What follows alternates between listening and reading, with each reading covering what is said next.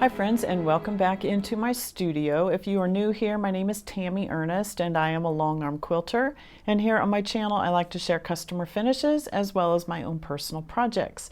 Today I want to talk all about the quilted farm girl. So this sew along is starting here in February. This is a sew along with the Fat Quarter Shop and obviously a pattern done by Lori Holt.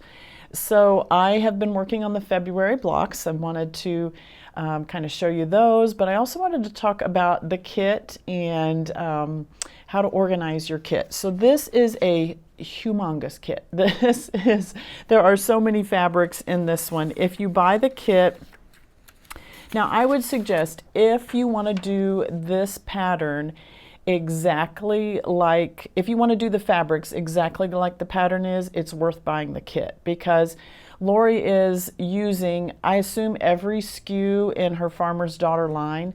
And so sometimes, so in the quilt pattern, there are some that you only need like a fat, let me see, the smallest one, there's a fat 8s. I mean, there's several fat 8s, and that's the smallest size they give you.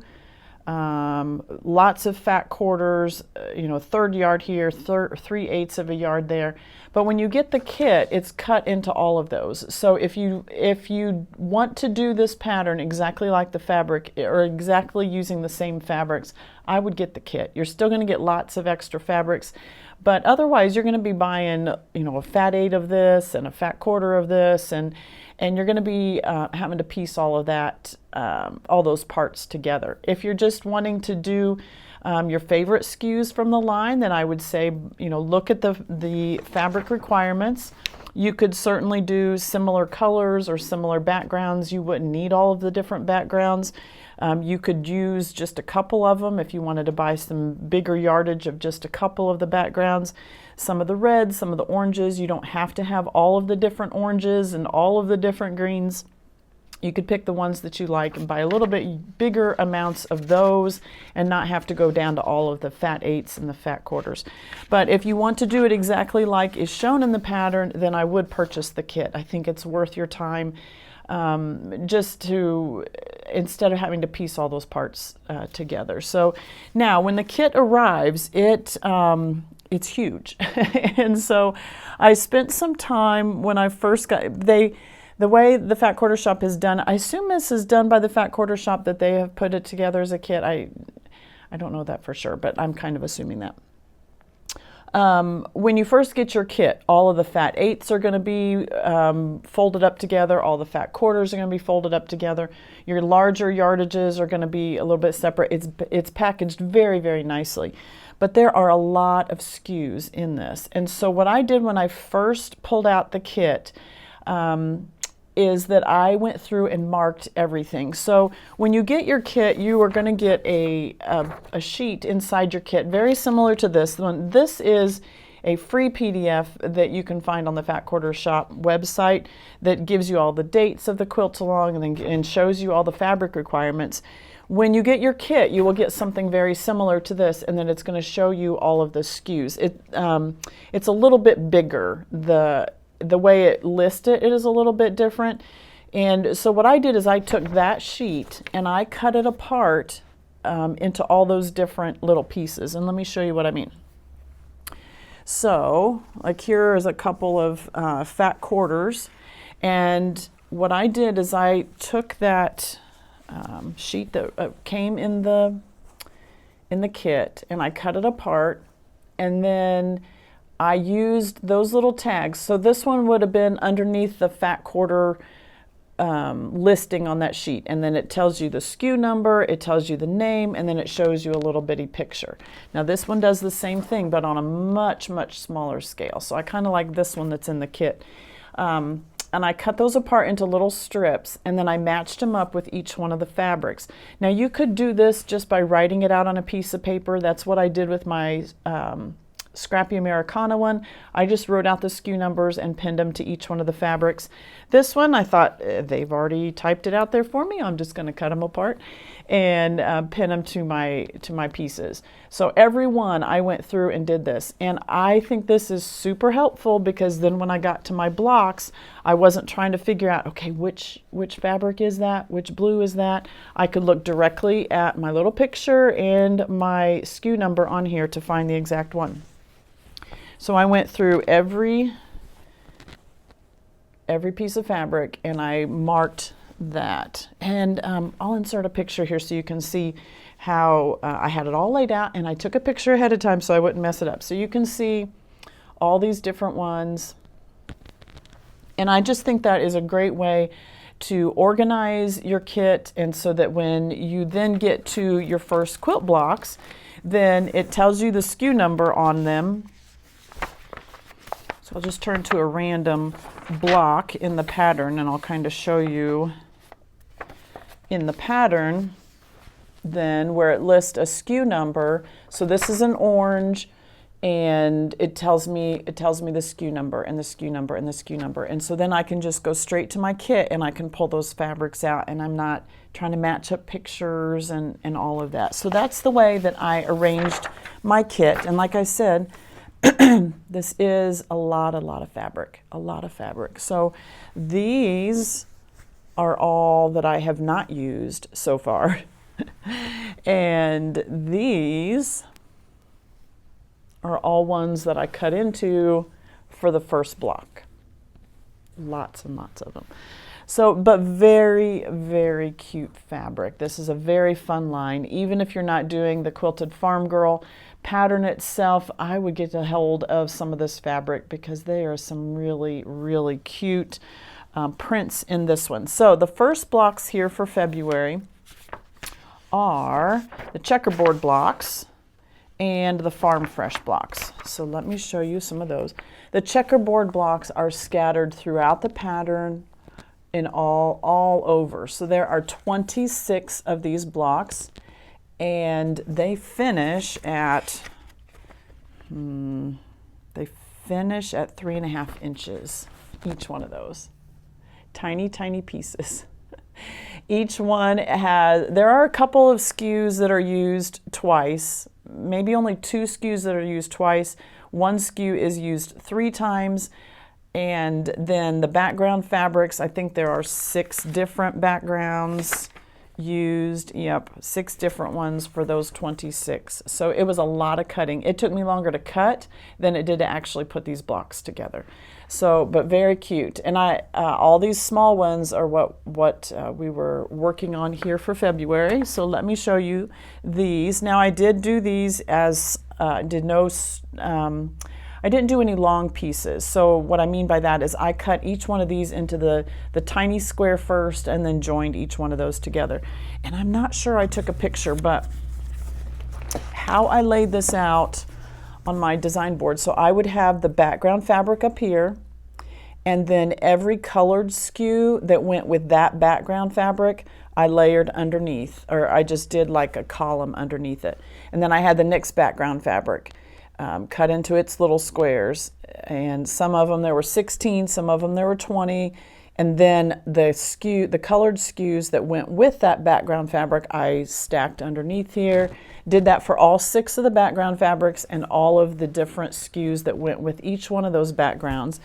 And then I cut everything for these blocks first, and then I went to the sewing machine and I was able just to work down a column. I picked up the background fabric and joined it with each one of the colors, and then went back and put it through the machine again. So here's one of the little blocks.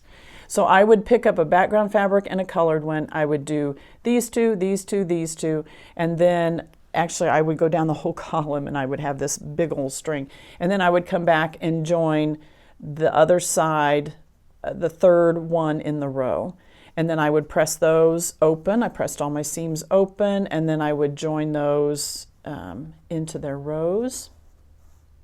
So like this background fabric is used in like 5 different blocks, and so the backgrounds are really cute. This one is like a little blue polka dot with just a tiny little green flower on there.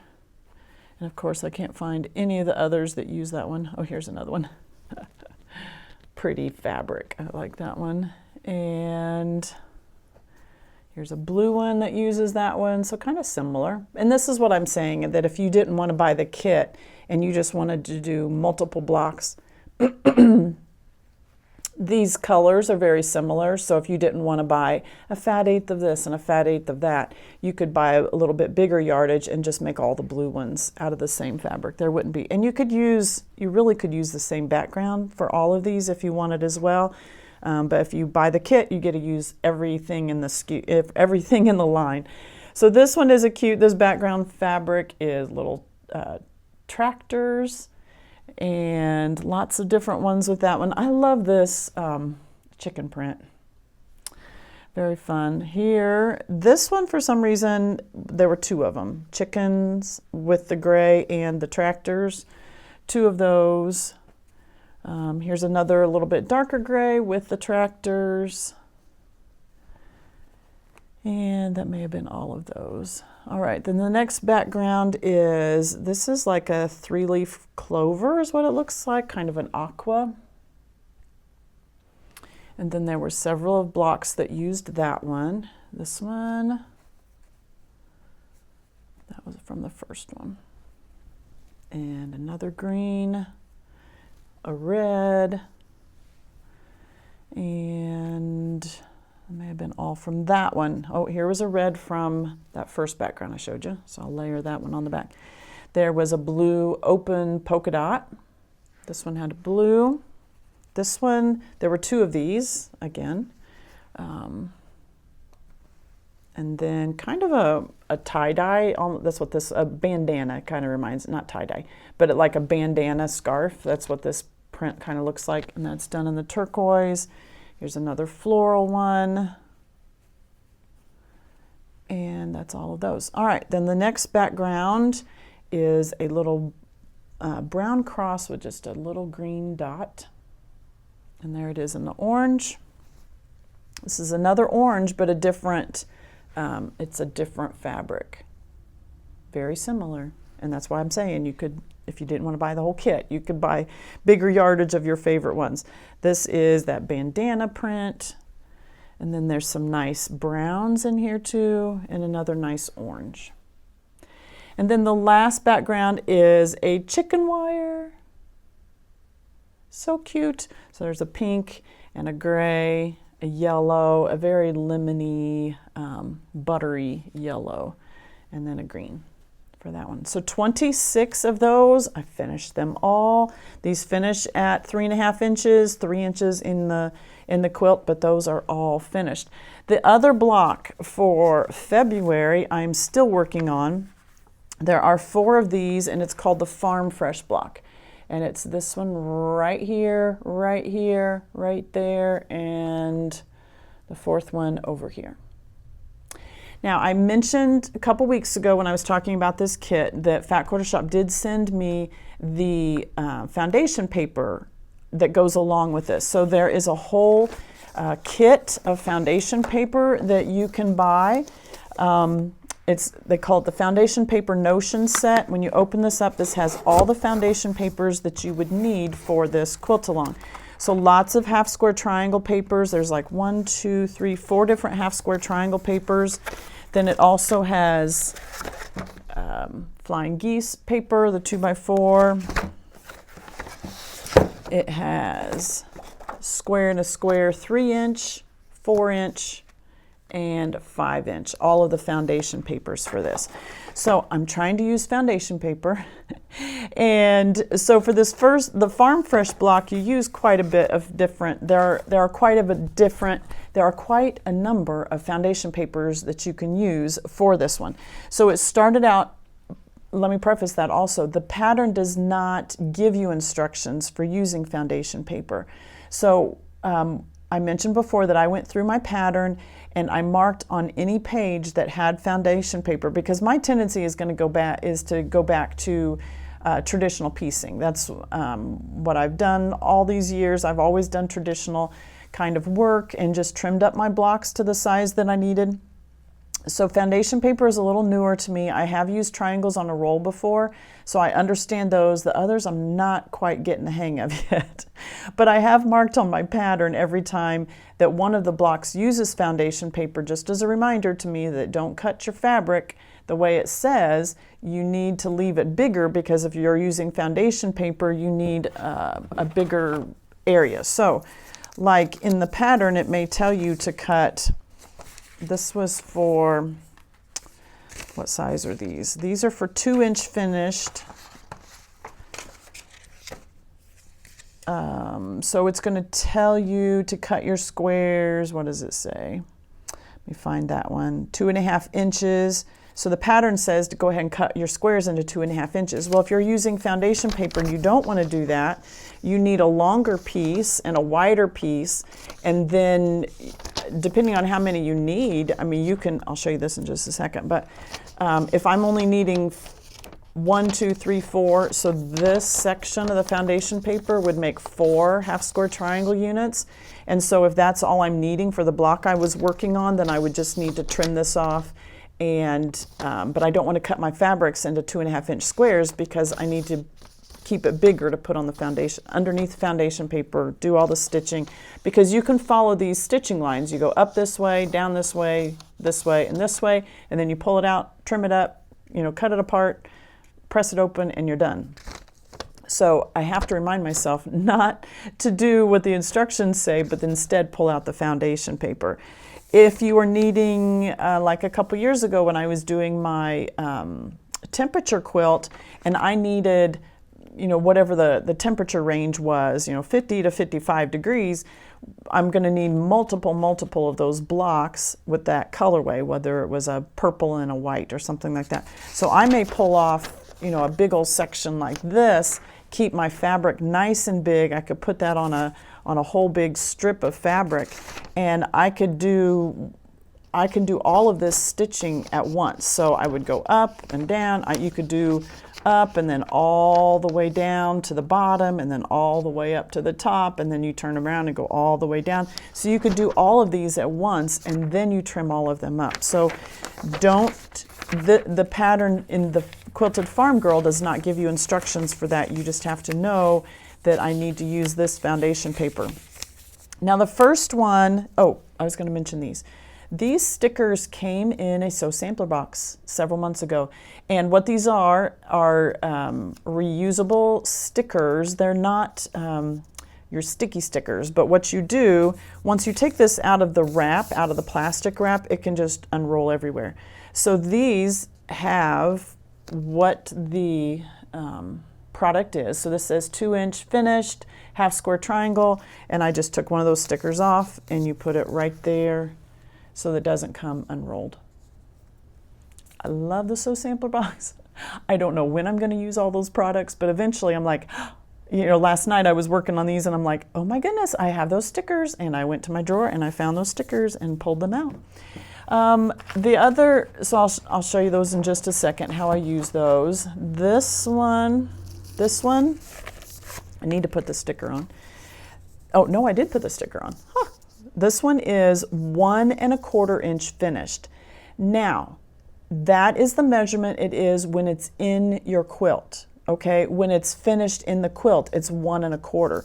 So the instructions for this Farm Fresh block confused me for a few minutes, because when I was working on these half-square triangle units, and then it said it should be 1 3/4. Yeah, if you follow the traditional instructions, it says that half-square triangle units should be 1 3/4, and I was looking through my foundation paper going, I don't have a 1 3/4. It's because 1 3/4 is the unfinished size, meaning when I make that half-square triangle unit block, it's going to be 1 3/4. When I put it into my quilt, I lose a 1/2 inch around there because of seam allowance, 1/4 inch on each side, and it finishes at 1 1/4. So your foundation paper is going to tell you the size that it is when it's finished in your quilt. So in looking at these directions, when it says do this half-square triangle unit and it should measure 1 3/4, remember that is an unfinished size, because I'm going to put it then into my quilt. This is telling me the finished size. Now, so I did use this. last night, and my block. So the Farm Fresh block starts with a pinwheel in the center, and those pinwheels, each part of that pinwheel now it is finished at 1 1/4 inch. I loved using triangle paper for this because to stitch even the way I traditionally do it, where I draw the diagonal and I stitch on either side, press it open, and then trim those up, those are still going to be some pretty small blocks. When I'm using the foundation paper, it was super easy. My fabric was bigger like this, and I just stitched on all those lines, cut it apart, and they were perfect size. So I did enjoy using those triangles on a roll for something that small. Then you put this border around it, and then on the outside edge, there are some half square triangle units. Let me find my board. So the way this block goes together, this pinwheel is in the center. Then you have flying geese units on the 4 sides.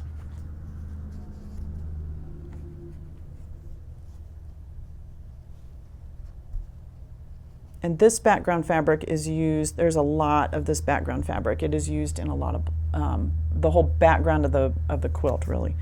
So you have flying geese units on each side, and then on the corners you have these. Okay, these are half square triangle units. So when you put it together, it looks like a big X. And so here it looks like a star. But when I put these half square triangle units on it this direction, then it makes it look like a big X. The problem is, when I did my half square triangle units, I had the background fabric wrong.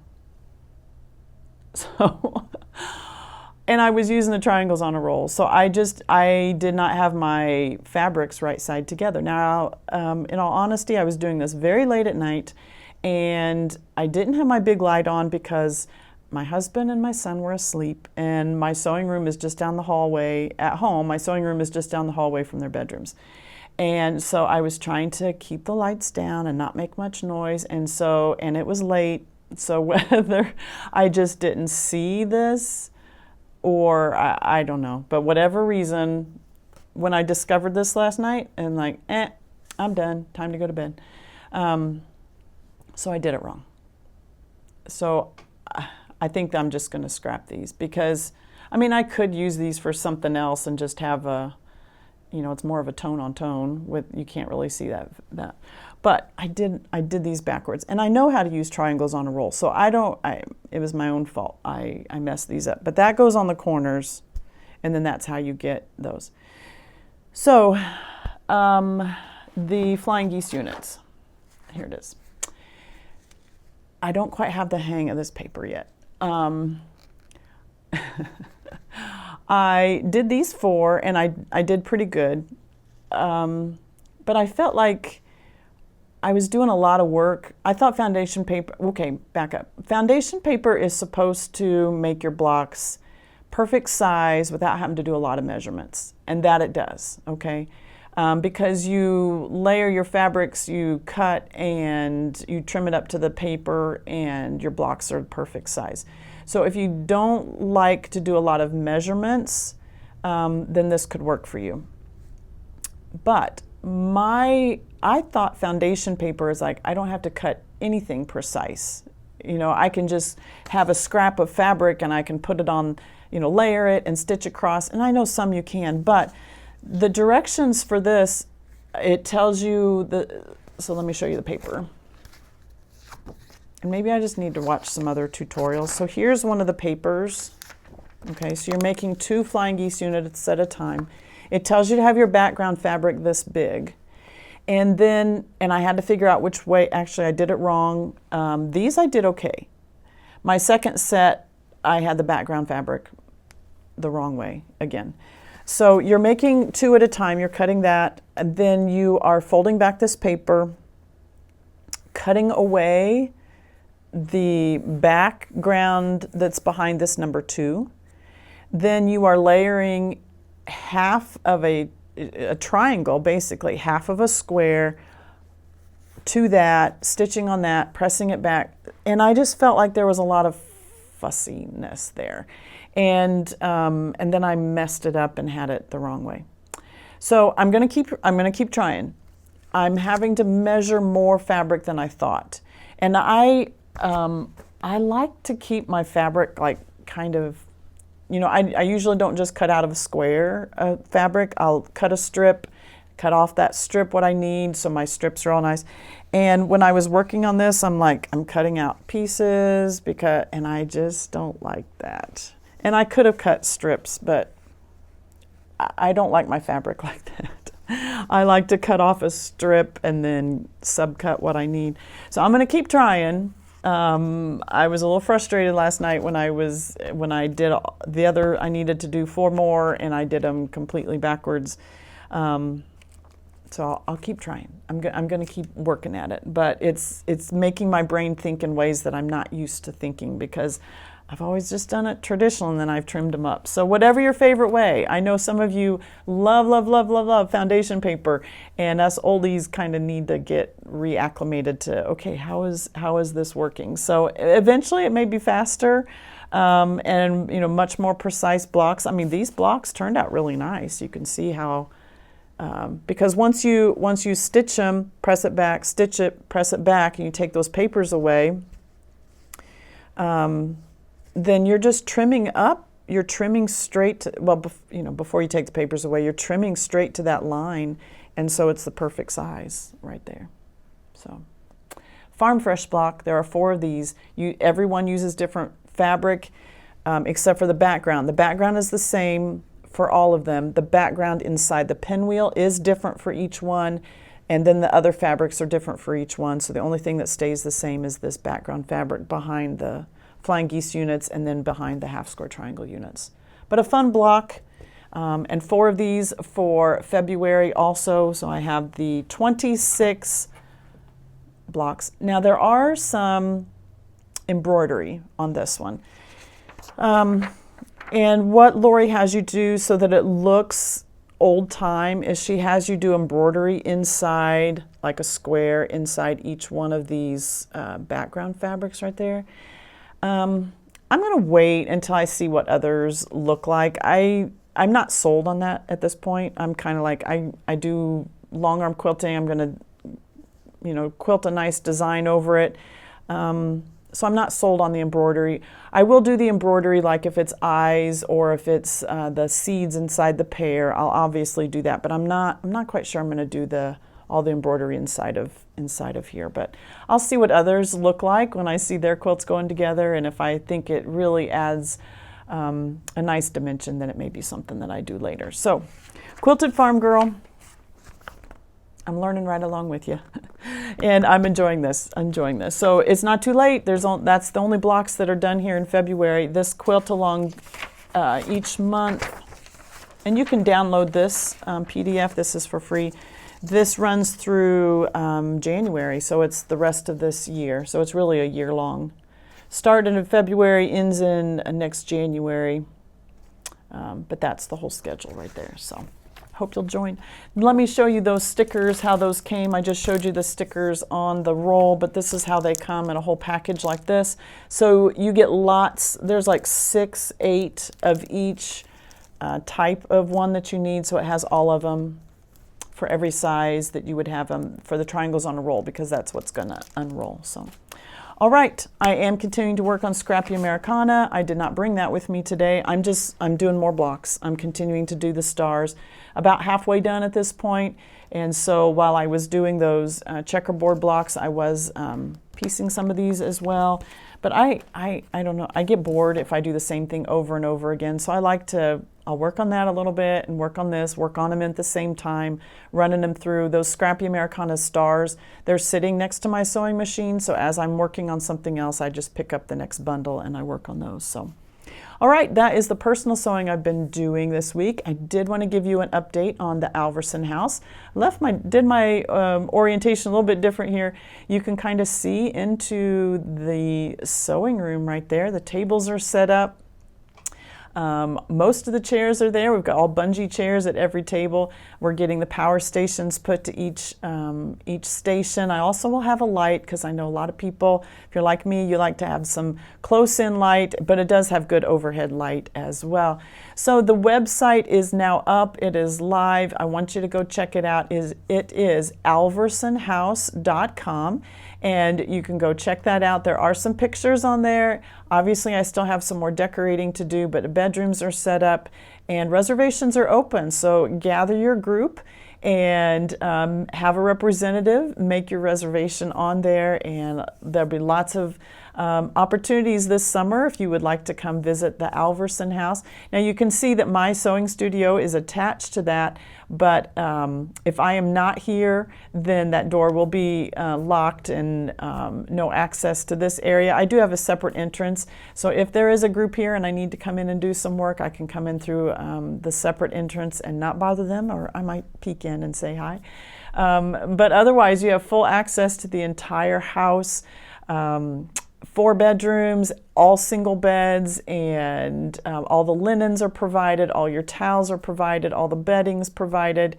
Fully equipped kitchen. We have crock pots and stock pots and toasters and Keurig machine and coffee maker and everything you would need to make food here. If you're not one that wants to make your food here, there are plenty of restaurants close by, and I even did DoorDash the other day right to here. So DoorDash works well also, and it was pretty convenient. A little pricey, but a little convenient, you know, but if that's an option for you as well. But so many, I just can't wait for you to come and see it. And reservations are open. Our first group will arrive in March, and then every week after that, we will have groups in. So make sure you gather your group. If you have any questions, send me an email. Also, if you go onto alversonhouse.com, my email, there is a separate email address for the Alverson House, or you can send one to my hello@tammyernestquilting.com. I can get a message that way also. But so excited for that. It's a big step, and so I hope you will gather a group and come visit us at the Alverson House. Okay, it's time for customer quilts.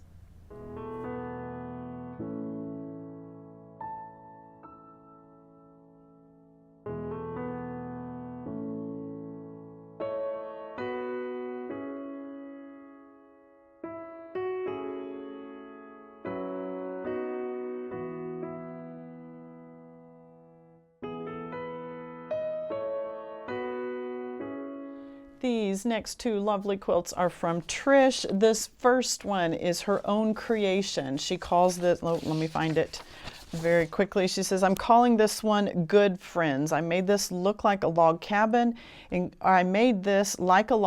Including borders. The fabric line is me and my friend and other Tilda fabrics, she says. I think this is so fun. So she has taken the Me and My Friends panel from, if I'm understanding that fabric correctly, she has done then like elongated log cabin blocks. So she has white prints on one side and then another gray print. Now this fabric that you're seeing with the ladies on it, this comes in 3 different colors, and she has used the slate one. I believe I know there's a blue background and maybe a beige background. I forget what the third is, but it comes with different colored backgrounds if you want it a different way. And then, but she has used the slate one, Trish has used the slate one, and then added gray Tilda fabrics on the right-hand side, right and bottom sides of the log cabin blocks. So they are elongated blocks. Isn't that fun? To go, because these are, elongated, they're rectangles. So she has done 4 by 5, so 20 of the ladies. Then she has even, look at this. So even in her border, I don't know how well you can see this, so you might have to go back to the other pictures and look, but even in her border, so look at this one block. You have the log cabin, you have white on the top and on the left, and then you have some sort of a gray print on the side, on the right side and on the bottom. She has done the same thing in the border. Very fun. So the border on the top and on the left-hand side is a white border, and then on the right-hand side, did I say that? The left-hand side and the top are a white border. The right-hand side and the bottom are a gray border, so it matches the blocks. How ingenious. Very cute, Trish. I just love it. Your ingenuity is so fun. And so all different Tilda fabrics, all different grays from Tilda.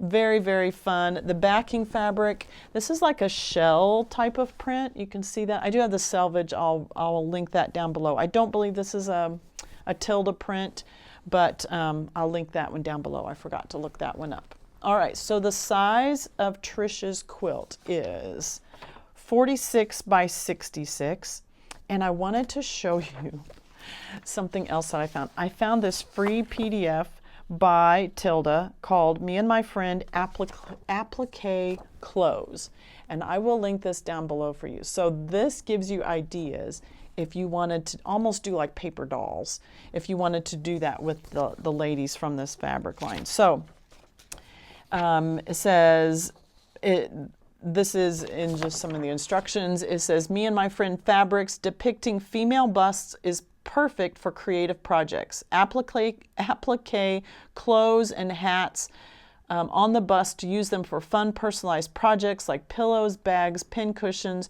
sewn placement cards. How fun would that be if you were doing a retreat and you wanted to do place cards for each person? Charming ornaments or even quilts. Find ideas and templates for applique clothes. It says in 2 sizes to fit the larger or the smaller busts below.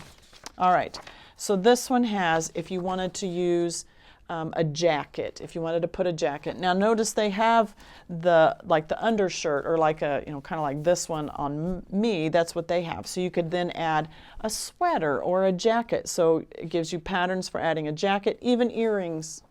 Look at earrings. Looks like Carol Burnett right there, doesn't it? A scarf, if you wanted to put a scarf. There's a hat or a flower brooch. There is a shirt if you wanted to cover up, or does she have a blue shirt? No, I think that's a whole shirt. So if you wanted to cover up the whole undershirt that's on here and just do a shirt, and it has a collar or no collar on there. So fun. This is a turtleneck or a bandana, or even overalls. Aren't the overalls cute? Ah, it is so fun. Or you could do a vest or a bow for her hair. And then down here is like if you had a shawl that was like off one shoulder or something. So fun. And this is a free PDF. So I will link that down below. I just thought this was adorable. I thought the fabric, I'd never seen this line before, and I thought the fabric was adorable. And then when I was looking up the fabric, I found this too. So just so fun. All right, for the pantograph on this one, we used Wishbone, and Wishbone really just wanted a lot of texture on this one. We didn't want a theme per se. Wishbone is a great pantograph no matter what quilt you have. It will work on anything. It's really just adding texture to it. So the way Wishbone works is you have a loop at the top and a loop at the bottom, a loop at the top, a loop at the bottom, and it's just going in a zigzag fashion like that. But what I do with Wishbone is I shrink up those rows so that the loop of the next row is going way high into the negative space of the row above it. So you can see how they're all nesting very nicely. So this loop comes up very high into the negative space of the row above it.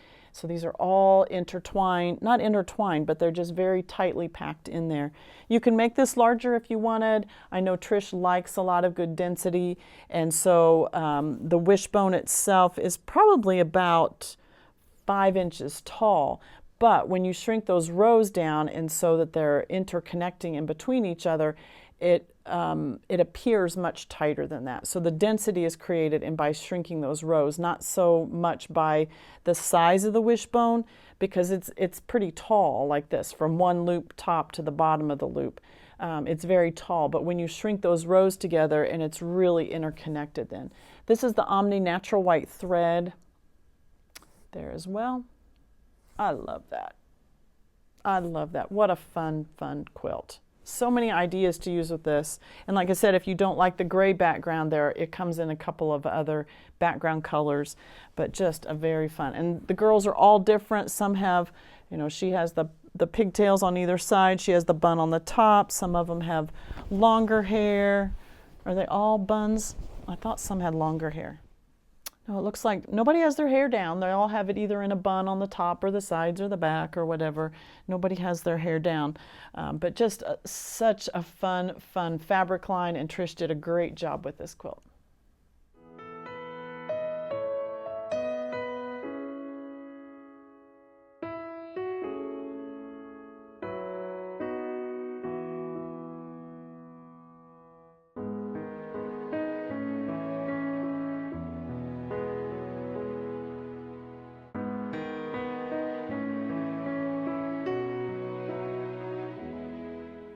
Trish's second quilt is the 2024 Designer Mystery Quilt. This is from the Fat Quarters shop using the fabric line My Summer House, which is done by Bunny Hill Designs. And I have so much to share with this because Trish did hers different. She says, I did not piece the roofs as directed in the pattern. I cut one piece so that the fabric of the houses wasn't cut up. So notice how she did her house roofs. She said she changed the fabric for the flowers. So you might be able to look at the other pictures and see how she changed those.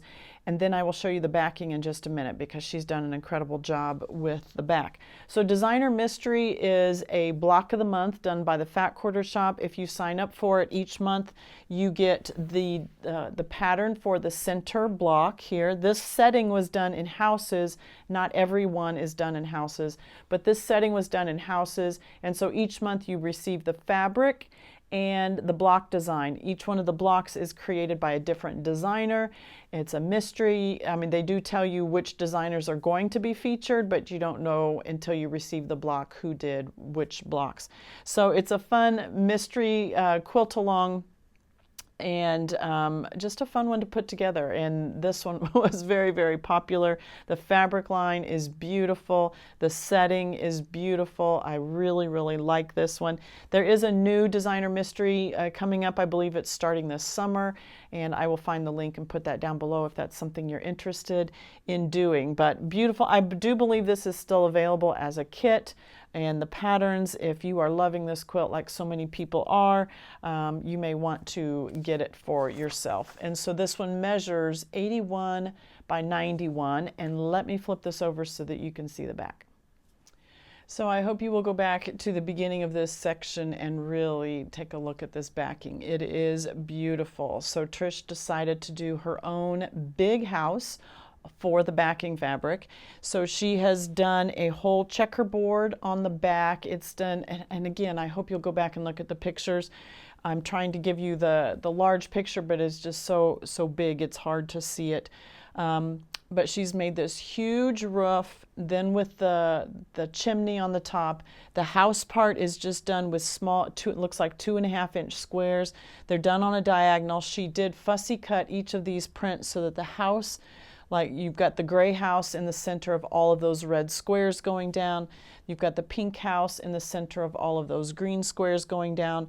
She's done a great job in doing that. And then the rest of that all the way around is the backing fabric that I've used on most of the other ones that have come through my studio. So I love that she made this her own. She had a vision for doing a different type of a backing, and she just did such a great job. So her notes to me, she says, I designed the backing, making a large house in the center. Great use of the leftover fabric. If you've ever used any of Fat Quarter Shop's kits, you know they are very generous with their fabrics, and so a great use of that. And she said she did order extra for the large roof and then some of the background print that she needed for that.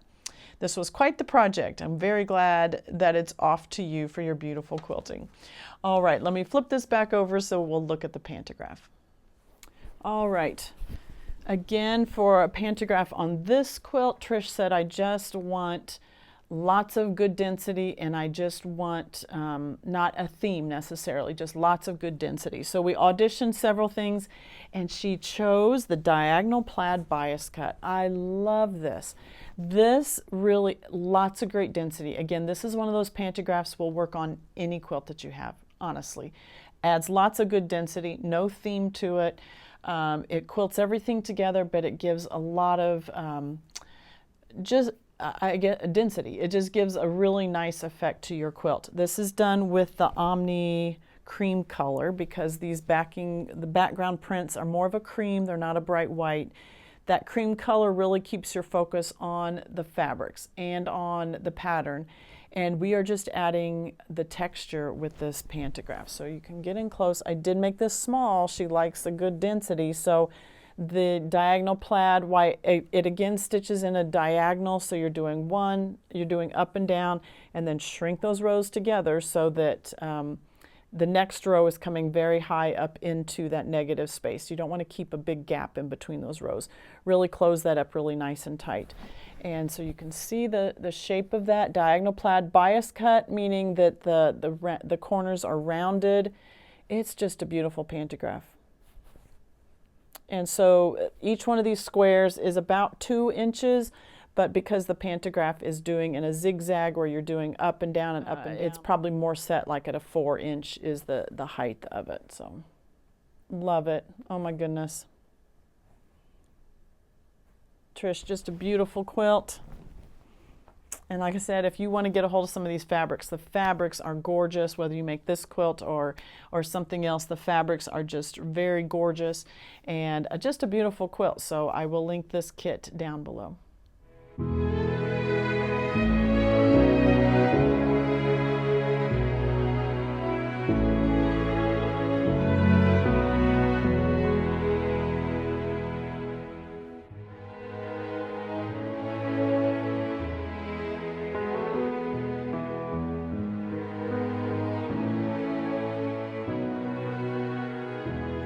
I have 3 quilts from Lee today to share with you, and I have changed my orientation a little bit just to take advantage of the natural light that comes in my studio doors. Usually I'm fighting it as a backlight, so this time I'm trying to use it to my advantage. So it may take me a little bit to get used to pointing to the left instead of to the right, but we're going to try it, continuing to improve.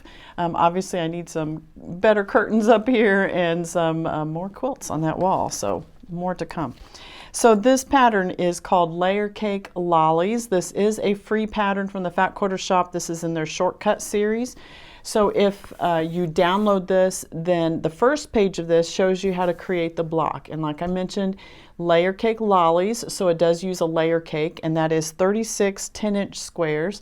So whether you have a curated fabric line that you're using, like Lee did, or whether you're just cutting that from your stash, either way works. But the first page shows you how to cut up that layer cake, how to piece together the block.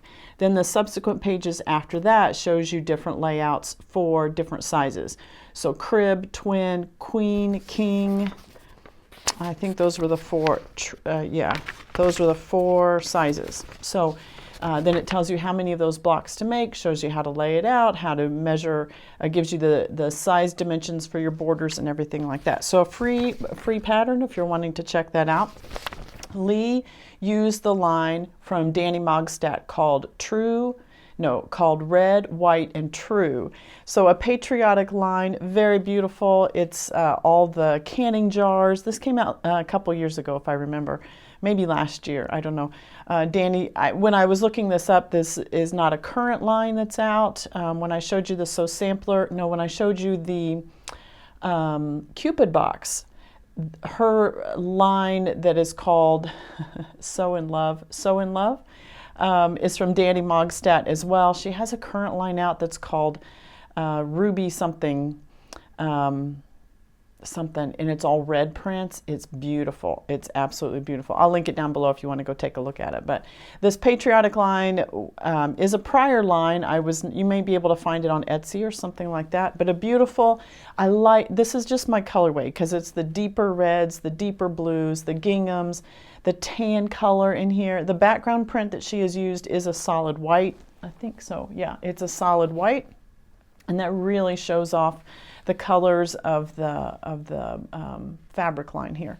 So just beautiful. And then, like I mentioned, so this part that you're seeing is from the layer cakes, and you can see the block right here, and so squares here, and then it's building that square around so it looks like it's sitting behind it, and you're doing that all up and down the quilt so that you get this diagonal dimension to that quilt top. So very pretty. Her backing fabric is from that same line. And look at this. It has the American flags. It has the pinwheels, the bicycle, the blue truck. Do you remember my blue truck? I just love it. I love the pennants across the front of the truck. I love the flowers on top of the truck. The watering can. It does have the United States in white right here with some flowers. Fireworks throughout, and even your red, white, and blue icicle ice, like the ice cream man would bring around.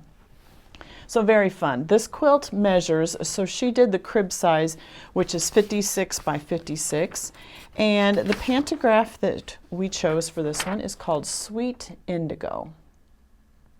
So we felt like the flower in this one really went nicely with some of the flowers that are in the fabrics. We did it kind of dense because we wanted, well, first of all, because Lee likes density on her quilt tops, but secondly, so that you're really seeing that flower in the negative space of the, or the white space of the quilt top.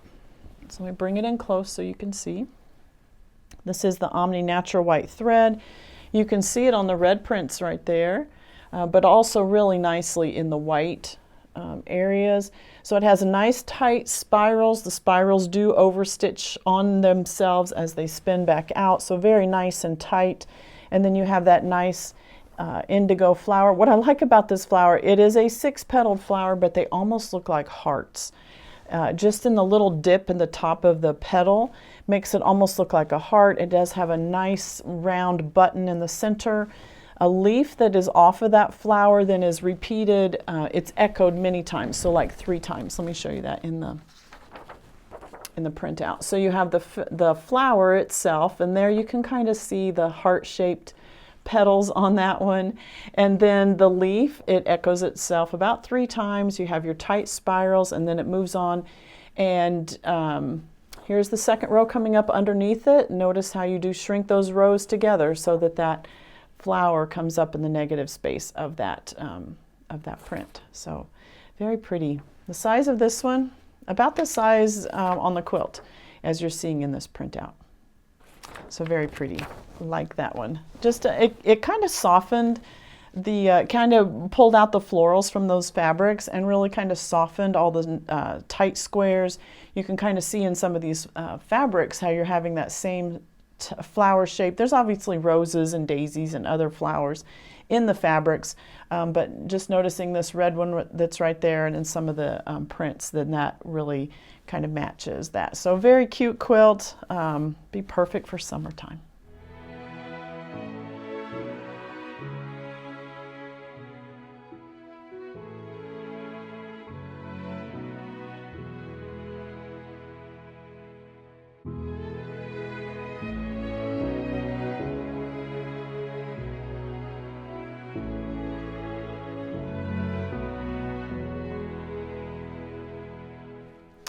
Lee's second quilt is very, very fun also. This pattern is called Heartsy.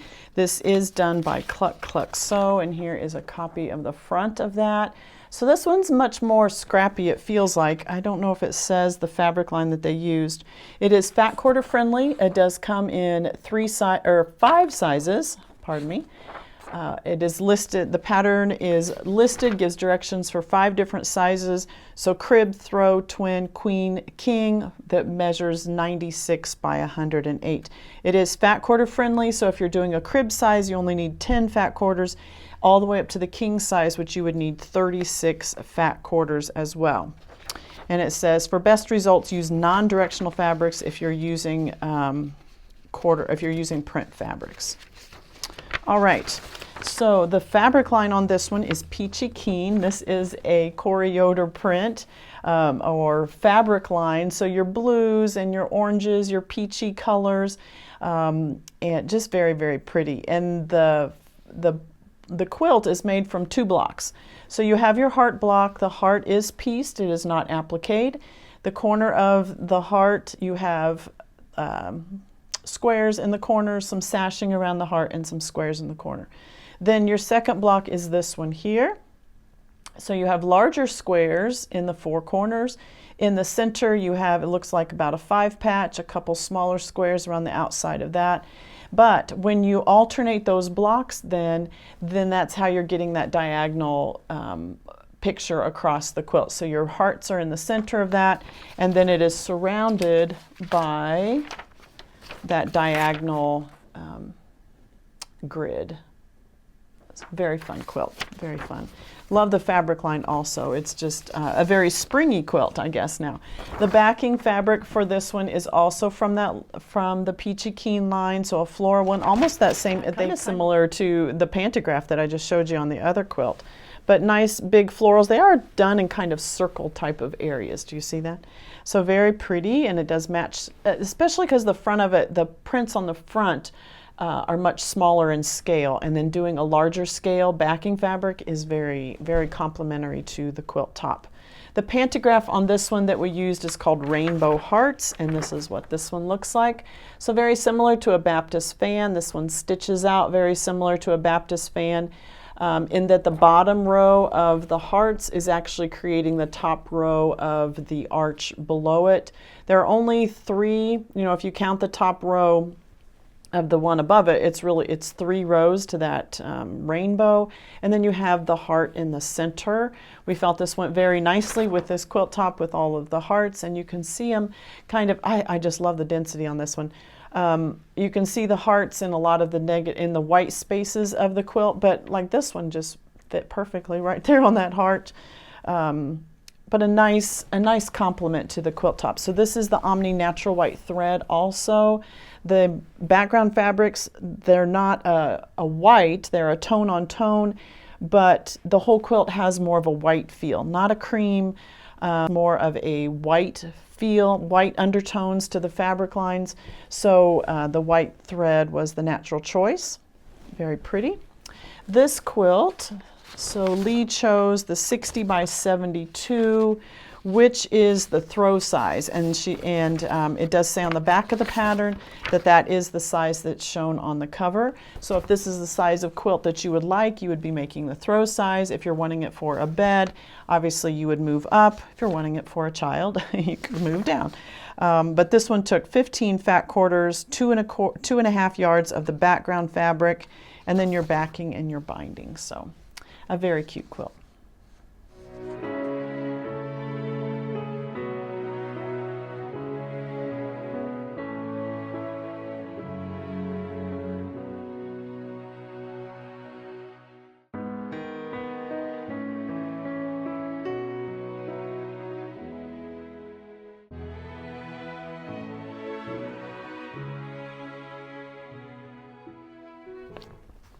And I'm not gonna lie, I think this is my favorite, even though I love the fabrics from the first quilt and I love the second one with the hearts. This one is my favorite, but I'm kind of partial because I love the quilting on this one. This is a log cabin quilt. It is done with Corey Yoder's line Cali & Co. And to me, this one has more of a summer feel. So we kind of have the patriotic, and then we have the spring, and then we have this one. And this is using Fat Quarter Shop's foundation paper for log cabin blocks. And this comes in the 12-inch size. That's the size that Lee made hers. I have heard so many good things about the foundation paper, especially for log cabins. I've had several clients say, I had trouble with log cabins in the past, but when I used the foundation paper, they came out perfect. And this quilt was perfect. I mean, laid flat. Now, Lee does like to starch, so maybe that's a key to that as well. But perfect. This one was so easy to stitch out. Very, very nice. And so the log cabins are oriented so they are with the colored spines towards each other. I'll get it out here in a second. So the colored parts of the log cabin are towards each other. This one down to the bottom right, this one to the top left, this one the bottom right, this one the top left. And when you do that, you're getting those strong diagonal lines across the quilt. So I've mentioned before, there are lots of ways to orient log cabin blocks. If you pointed all of these, if you switch this one up here, switched all the colors together, then you get more of a diamond effect with the colors, and then in the white parts, they create their own diamonds. So lots of different ways. You can do it in a medallion type where you have the diamond in the middle and then radiate the diamonds out, or you can have the diamonds in different parts of your quilt. So this layout creates the nice diagonals, and it's very, very pretty. The white fabric that you're seeing, I assume, is part of that line because it is a white polka dot, which matches very similar to some of the other fabrics in here that are white polka dots. I'm not sure if she used jelly rolls. Well, I'm not sure how the foundation, well, okay. Using the foundation paper, you're doing it in strips, and so you could use a jelly roll, I'm assuming. I've not looked at the paper to be sure of that, but you may, I assume you'd be able to use jelly rolls depending on the size of the strips, or, you know, you're using the foundation paper, so it looks very, very nice, very pretty.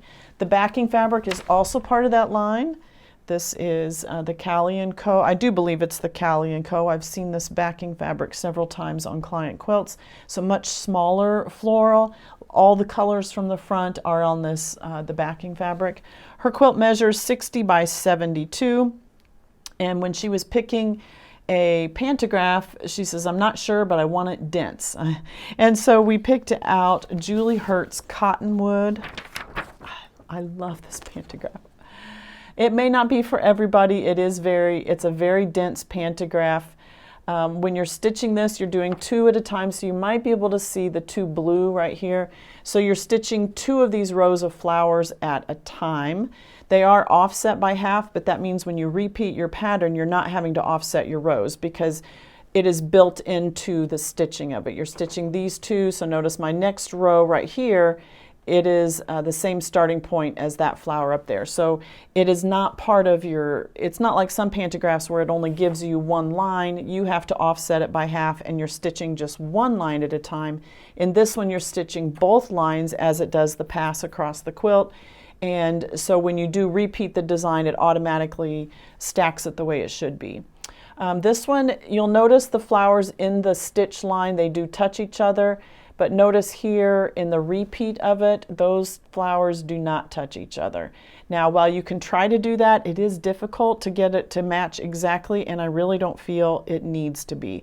You can leave that little bit of a gap in the programming of it when you set up your space on your digital or on your computer in your program. You can leave just a little bit of a space that gives you a little bit of leeway when it's stitching it out. It's always better to leave a little gap than it is to cross over on the line above it. And honestly, when you stitch all, if I hold it back here, you just see that whole design. You're not getting in close enough to see that there's a little gap, but there is, even in the printout, there's a little bitty gap in between those rows as they stitch out, and that's exactly how I do it when I stitch it out here. So I hope you can see this. I absolutely love this. When I laid this out to take pictures, it just took my breath away. I just love, love, love, love, love the texture in this one. Again, this is the Omni Natural White thread. That's what matches with that background fabric. It really creates tons and tons of texture on there.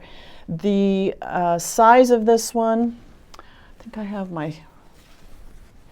So let me tell you the size of the flower from one top to the bottom is 3 inches. So the size of the pantograph from the top of one flower for one pass is 5 inches. And the reason it's 5 inches is because you've got some overlap in between there. So each of the flowers is about 3 inches tall, but you can see that one, so here, this is 3 inches tall, this is 3 inches tall, but notice right in here they're overlapping in their spaces. So about 5 inches is the size that I have it. To be honest, I can't remember if I had to set that size or if that was the size it did when it came into the program. I really don't remember that part, but I could look at this thing all day. I just love it. I love it. It just adds so much texture to that. I can't wait for Lee to see it. She's picking it up later today, so just cannot wait for her to see this. I'm sure she's going to be as thrilled as I am with this one. So very beautiful. I think I mentioned hers measures 60 by 72. Obviously with foundation paper, you can make as many blocks, make it as big or long or wide as you want it to be, whatever size you're needing it to fit. So beautiful quilts, Lee. Thank you so much for letting me quilt them.